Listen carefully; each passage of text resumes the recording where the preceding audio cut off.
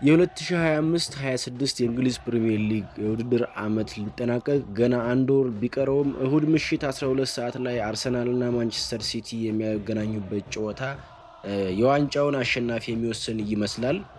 በሚኬል አርቴታ የሚመራው አርሰናል ከ2004 ወደዚህ ለመጀመሪያ ጊዜ የእንግሊዝ ሻምፒዮን ለመሆን በሚያደርገው ጥረት ከመስከረም ወር ጀምሮ የደረጃ ሰንጠረዡን እየመራ ይገኛል።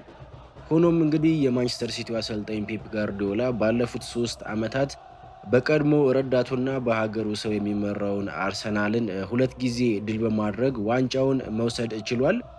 እንግዲህ ዘንድሮም ለሶስተኛ ጊዜ በውድድር ዓመቱ ማጠናቀቂያ ላይ በቅርብ ርቀት እየተከታተለው ይገኛል።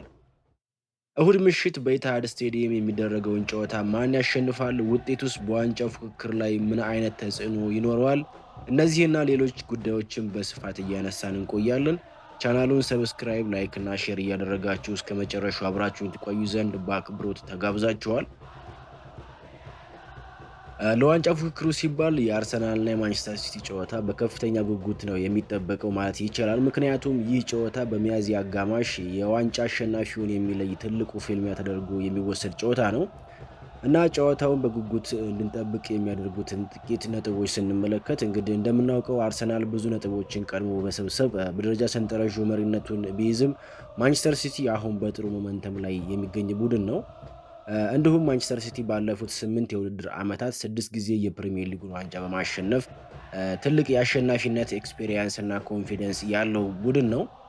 አርሰናል በበኩሉ የ22 ዓመት የዋንጫ ጥማትና ረሃብን ለማስታገስ ትልቅ ጉጉት ስላለው በጨዋታው ላይ ቢያንስ የአቻ ውጤት ይዞ ለመውጣት በጥብቅ ይፎካከራል ተብሎ ይጠበቃል። ሌላው ጨዋታውን በጉጉት እንድንጠብቀው የሚያደርገን ነገር በኤርሊንግ ሃላንድ፣ ራያን ቸርኪ፣ ጀርሚ ዶኩና ሰሜኒዮ የሚመራው የማንቸስተር ሲቲ የማይገታ የማጥቃት ኃይል በጋብሪኤል ማጋሌሽ እና በዊሊያም ሳሊባ ከሚመራው የአርሰናል ጠንካራ የመከላከል መስመር ጋር ይገናኛል። ይህን ፍልሚያ ለማየት እንግዲህ ከምንም በላይ ያጓጓል። ታዲያ በዚህ ጨዋታ አንደኛው ወገን የግድ እጅ መስጠት አለበትና ማንቸስተር ሲቲ ይህን ጨዋታ ማሸነፍ ከቻለ በሁለቱ ክለቦች መካከል የሚኖረውን የነጥብ ልዩነት ወደ 3 ነጥብ ማጥበብ ይችላል። ከዛም ከ3 ቀናት በኋላ ደግሞ ላለመውረድ ከሚታገለው በርንሌይ ጋር ተስተካካይ ጨዋታውን ማሸነፍ ከቻለ ማንቸስተር ሲቲ በደረጃ ሰንጠረዡ አናት ላይ ሊቀመጥ ይችላል። ይህም አርሰናል ዋንጫውን ከእጁ እየወጣ መሆኑን በጽኑ እንዲሰማው ያደርገዋል። በተቃራኒው አርሰናል የሚያሸንፍ ከሆነ ደግሞ ነገሮች ሙሉ በሙሉ ይቀየራሉ። ምክንያቱም አርሰናል በ9 ነጥብ ልዩነት መሪነቱን በማጠናከር በዚህ ዓመት የዋንጫ ባለቤት መሆኑን ለማረጋገጥ ይረዳዋል። ሁለቱ ክለቦች በዚህ በያዝነው የውድድር ዓመትና ከዚህ በፊት በነበራቸው ግንኙነት ምን አይነት ክስተት ተፈጠረ የሚለውን ስንመለከት እንግዲህ ማንቸስተር ሲቲ እና አርሰናል በዚህ የውድድር ዓመት 2 ጊዜ ተገናኝተዋል። አንዱን በአቻ ውጤት ሲለያዩ በሌላኛው ደግሞ ሲቲ ማሸነፍ ችሏል። እንደምናስታውሰው በመስከረም ወር በኤሚሬትስ ስቴዲየም የተደረገው ጨዋታ 1-1 በሆነ ውጤት ሲጠናቀቅ በጋርዲዮላ የተለመደው ታክቲክ ላይ የታየው ለውጥ የሚጠቀስ ነበር። ምናልባት ከመጠን በላይ የመከላከል ወይም ደግሞ ሎ ብሎክን የማይመርጠው ፔፕ ጋርዲዮላ ቡድኑ ባስ እንዳቆምና የመልሶ ማጥቃት አጋጣሚዎችን እንዲጠቀም የመረጠ ይመስል ነበር። ይህም እንግዲህ ሊሳካለት ጥቂት ደቂቃዎች እንደቀረው በ93ኛው ደቂቃ ጋብሪኤል ማርቲኔሊ ባስቆጠራት የአቻነት ግብ አርሰናል 1 ነጥብ ማግኘት ችሎ ነበር። ሌላው ጨዋታ በቅርብ በዌምብሌይ ስቴዲየም የተካሄደው የካራባኦ ካፕ ፍጻሜ ሲሆን ይህ ጨዋታ የበለጠ ትርጉም ያለው ነበር። ማንቸስተር ሲቲ በሪያል ማድሪድ ከሻምፒዮንስ ሊግ በመውጣቱ የቡድኑ ስነልቦና በተጎዳበት ወቅት እንዲሁም አርሰናል ደግሞ ከጥር ወር ጀምሮ የነበረውን የ14 ጨዋታዎች ያለመሸነፍ ጉዞ ይዞ ነበር የተገናኙት። ታዲያ የውድድር ዓመቱን የመጀመሪያ ዋንጫ ለማግኘት በተደረገው በዚህ ጨዋታ በመጀመሪያው አጋማሽ በሁለቱም ሳይድ ጥብቅና ጥንቃቄ የተሞላበት ጨዋታ ነበር የተመለከትነው። ነገር ግን ከረፍት መልስ አርሰናል በዚያው ያጨዋወት ስታይል ሲቀጥል ፔፕ ጋርዲዮላ የጨዋታ እቅዱን አስተካክሎ ማንቸስተር ሲቲ ፍጹም ብልጫ በመውሰድ የ24 ዓመቱ ኒኮ ኦራይሊ ባስቆጠራቸው 2 ግቦች ማንቸስተር ሲቲ 2-0 ማሸነፍ ችሎ ነበር። ከዚያን ጊዜ ጀምሮ እንግዲህ የሁለቱ ቡድኖች ወቅታዊ አቋም ፍጹም የተለያየ ነው ማለት ይቻላል። ምክንያቱም ማንቸስተር ሲቲ በሊቨርፑል እና በቼልሲ ላይ 7 ጎሎችን አስቆጥሮ አንድም ጎል ሳይቆጠርበት ትልቅ ድል ማስመዝገብ ችሏል። አርሰናል በበኩሉ ባደረጋቸው 4 ጨዋታዎች ማሸነፍ የቻለው አንድ ጊዜ ብቻ ነው። ስለዚህ ከእሁዱ ጨዋታ በፊት ማንቸስተር ሲቲ በሙሉ በራስ መተማመን እና በጥሩ ሁኔታ እየተጫወተ ሲሆን አርሰናል ግን ሲቲ ባለበት ደረጃ ወይም ደግሞ ባለበት ሁኔታ ላይ አይደለም ያለው።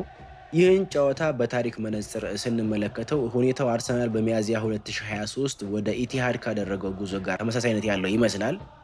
በዚያን ዓመት እንግዲህ በተደረገው ጨዋታ አርሰናል በደረጃ ሰንጠረዡ አናት ላይ ከሲቲ በ5 ነጥብ ይበልጥ ነበር።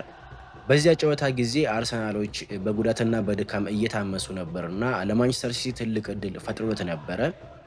በጨዋታው እንግዲህ አጀማመሩ በጣም አስፈሪና ፈጣን ከመሆኑ የተነሳ አርሰናሎች የማንቸስተር ሲቲን ማጥቃት ሊቋቋሙት አልቻሉም ነበር። እንግዲህ ማንቸስተር ሲቲ ገና በመጀመሪያዎቹ 10 ደቂቃዎች ውስጥ 1-0 መምራት ጀምሮ ነበር። ከዛም እስከ ረፍት ሰዓት ባለው ሁለተኛ ጎል ማስቆጠር አርሰናል 2-0 መምራት ችሎ ነበር። ከዚያም ጨዋታው ሲጠናቀቅ 4-1 በሆነ ሰፊ ውጤት ማንቸስተር ሲቲ አርሰናልን ማሸነፍ ቻለ። በዚህም መሰረት እንግዲህ ሁለት ተስተካካይ ጨዋታ እየቀረው ከአርሰናል በሁለት ነጥብ ብቻ ዝቅ ብሎ መቀመጥ ችሎ ነበር።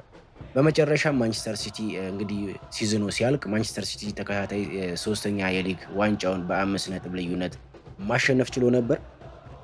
እሁድ ወደሚደረገው ጨዋታ ስንመጣና የሁለቱን ቡድኖች ወቅታዊ አቋም ስንመለከት የ2023 ታሪክ አሁንም ይደገማል ብሎ ለመገመት የሆነ ጭላንጭል ያሳያል።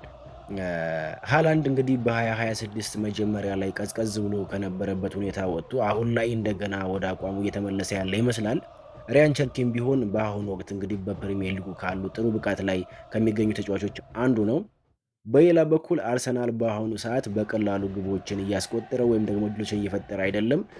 የመከላከል አደረጃጀቱም ሆነ ደግሞ ጥንካሬው ከበፊቱ ቀንሷል ማለት ይቻላል። ስለዚህ ሃላንድን፣ ዶኩን፣ ቸርኪን እና ሴሜንዮን የያዘውን የማንቸስተር ሲቲ የማጥቃት ኃይል መቆጣጠር ለአርሰናል እጅግ ከባድ ሊሆን ይችላል። በዚህ ጨዋታ ላይ ውጤቱን ሊወስኑ የሚችሉ ወይም ደግሞ የሚጠበቁ ቁልፍ ተጫዋቾች ፍልሚያዎችን ስንመለከት በመጀመሪያ የጆዋን ሉጂ ዶናሩማ እና የጋብሪኤል ማጋሌሽን ፍልሚያ እናገኛለን። እንግዲህ ሁለቱ ተጫዋቾች ሜዳ ላይ ብዙም የማይቀራረቡ በመሆናቸው ይህ ምርጫ ያልተለመደ ሊሆን ይችላል። ነገር ግን የጨዋታው ውጤት በሲቲው ግብ ጠባቂና በአርሰናል ተከላካይ ሊወሰን ይችላል። እንደሚታወቀው አርሰናል ትልቁ ስጋቱ ከቆሙ ኳሶች ወይም ደግሞ ከሴት ፒስ የሚመጡ ናቸው። በተለይም ደግሞ ከክፍት ጨዋታዎች እድሎችን መፍጠር ካልቻሉ የጋብሪኤል ማጋሌሽ ሚና የጎላ ይሆናል። ጋብሪኤል በእንደዚህ አይነት ሁኔታዎች ላይ እንግዲህ ባለሙያ ስለሆነ በጋብሪኤል በኩል የሚመጣውን አደጋ የመቀልበስ ኃላፊነት ደግሞ የዶናርማ ይሆናል ማለት ነው። ሌላው ፉክክር እንግዲህ በደክላን ራይስ እና በሮድሪ መካከል የሚኖረው ፉክክር ይሆናል። ሮድሪ ከኤሲኤል ጉዳት ከተመለሰ በኋላ የቀድሞ ብቃቱን በቋሚነት ለማሳየት የታገለ ቢሆንም በካራባኦ ካፕ ፍጻሜ ላይ በተለይም ደግሞ በሁለተኛው አጋማሽ ያሳየው ፐርፎርማንስ እጅግ አስደናቂ ነበር። ሮድሪ በዌምብሊ በተደረገው ጨዋታ ላይ የራይስንና የማርቲን ዙቢሜንዲን ፐርፎርማንስ ወይም ደግሞ እንቅስቃሴ ማስክ በማድረግ በመሃል ሜዳው ላይ ብልጫ ወስዶባቸው ነበር። ስለዚህ የሲቲን የመሃል ሜዳ ሞተር የሆነውን ሮድሪን መቆጣጠር የደክላን ራይስ እና የዙቢሜንዲ ስራ ይሆናል ማለት ነው። በመጨረሻም ጨዋታውን በተመለከተ ፔፕ ጋርዲዮላ እና ሚኬል አርቴታ ምን አሉ የሚለውን ስንመለከት እንግዲህ ፔፕ ጋርዲዮላ ከተሸነፍን ሁሉም ነገር ያበቃል፣ አርሰናሎች በሁሉም ረገድ በጣም ጠንካራ ናቸው፣ ከእነሱ ጋር ለዋንጫ በመፋለማችን ኩራት ይሰማኛል ብሏል። ሚኬል አርቴታ በበኩሉ ስለ አቻ ውጤት ለማውራት አንዲት ሰከንድ እንኳን አላባክንም፣ እኛ ለእያንዳንዱ ጨዋታ የምንዘጋጀው ለማሸነፍ ነው፣ አሁንም ላለንበት ደረጃ ድረስ ነው፣ ለዚህ ነው፣ ይህም ወደፊት ይቀጥላል። ይህን ጨዋታ እንደ ትልቅ አጋጣሚ ነው የምንመለከተው። ጨዋታውን ለመጀመር ጓጉተናል፣ ለማሸነፍም እንደምንዘጋጅ እርግጠኛ ነኝ የሚል አስተያየቱን አጋርቷል። እናንተስ ስለ ማንቸስተር ሲቲ እና ስለ አርሰናል ጨዋታ ምን አይነት አስተያየት አላችሁ? ጨዋታውን ማን ሊያሸንፍ ይችላል? ሀሳብ አስተያየታችሁን በአስተያየት መስጫው ሳጥኑ ላይ አጋሩኝ። ስለምታደምጡኝ ከልብ አመሰግናለሁ። መልካም ቀን ይሁንላችሁ።